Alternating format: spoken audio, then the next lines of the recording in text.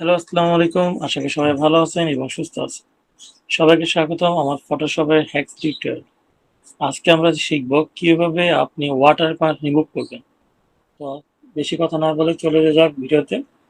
তো ফার্স্টে আমরা এখান থেকে ছবিটাকে সিলেক্ট করে রেখেছি, ক্লিক করব, ছবিটা ওপেন হয়ে গেছে।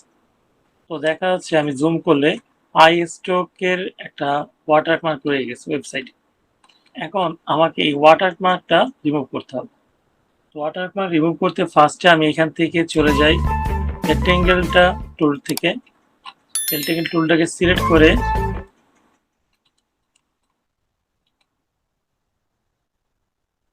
আমি এটা সিলেক্ট করে আমি শিপটা ধরে রাখবো।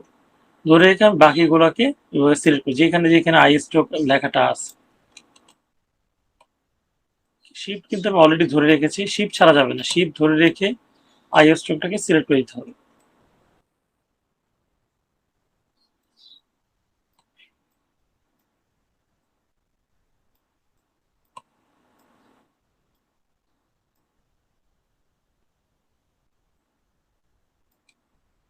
সব সিলেক্ট করা অবস্থায় আমি এখান থেকে মাউসের রাইট বাটনে ক্লিক করে এখান থেকে আমি সিলেকশন টুল থেকে চলে যাব ফিলে। ফিলে যাওয়ার পর কন্টেন্ট অ্যান্ড অ্যাওয়ার্ড যেটা আছে সেটা থাকা অবস্থায় আমি ওকে দিব।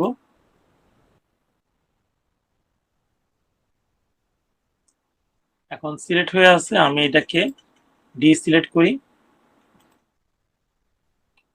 দেখা যাচ্ছে যেখানে যেখানে আমার ওয়াটারমার্কটা ছিল সেখান থেকে রিমুভ হয়ে গেছে।